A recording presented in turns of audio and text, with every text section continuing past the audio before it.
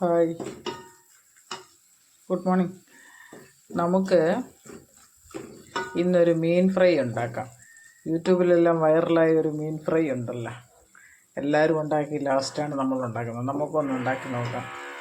എണ്ണ ഒഴിച്ചിട്ട് മഞ്ഞൾപ്പൊടി, മുളക് പൊടി, ഉപ്പ് ഇട്ട് ഇളക്കി ചെറിയ തീ വെച്ചിരിക്കുകയാണ്. അത് കഴിഞ്ഞിട്ട് കൊച്ചുള്ളി ചതച്ചിട്ട് 2 വെളുത്തുള്ളി ഇട്ട് കറിവേപ്പില ഇട്ട്. അപ്പോഴാണ് ഞാൻ ഓർത്ത ശരിയൊന്ന് വീഡിയോ ഇട്ടേക്കാവുന്നു. ചെറിയ തീയിൽ ഇതൊന്ന് മൂക്കട്ടെ. ഒത്തിരി മൂക്കണ്ട, ആ മുളക് പൊടിയുടെ എല്ലാം സ്മെല്ലൊന്ന് പോയാൽ മതി എന്നാണ് പറയുന്നത്. ശരി, നമ്മൾ ഒന്ന് വെച്ചേക്കാം. ഞാൻ കാശ്മീരി ചില്ലിയാണ് ഇട്ടിരിക്കുന്നത്. എരിവ് വേണ്ടിയവർക്ക് സാധാ മുളക് പൊടി ഇടാം. നമുക്ക് എരിവ് കുറച്ച് മതി. എന്നിട്ട് കാണിക്കാം. ഇതൊന്ന് മൂത്ത് വന്നപ്പോൾ എനിക്ക് അയലയാണ് കിട്ടിയത്. ചട്ടിയുള്ളവർ ചട്ടിക്കകത്ത് ചെയ്യണം. എൻ്റെ കയ്യിൽ ഇത്രയും വിസ്താരമുള്ള ചട്ടി ഇല്ലാത്തതുകൊണ്ടാണ് ഞാൻ ഇതിനകത്ത് ചെയ്തത്. എനിക്ക് മീൻ പൊതുവേ ചെയ്യണം.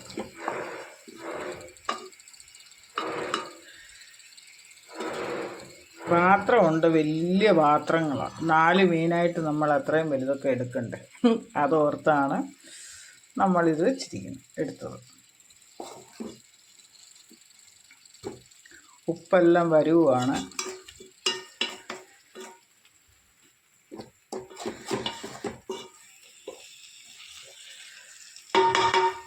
ഞാനൊരു കാര്യം പറയാൻ വിട്ടുപോയി, വാളം പുളിവെള്ളം ചേർക്കാൻ മറക്കരുത്. ഓക്കെ, പുളിവെള്ളം ചേർക്കുന്നത് ഞാനിതിനകത്ത് എടുത്തില്ല, അതാണ്. പുളിവെള്ളം കൂടെ ചേർക്കണേ.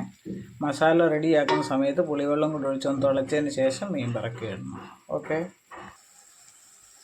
അപ്പം ഞാൻ ഇടയ്ക്ക് 2 പ്രാവശ്യം തുറന്ന് തിരിച്ചിട്ട് കൊടുത്തിട്ടുണ്ട്. ഇതുപോലെ ആയിട്ടുണ്ട്.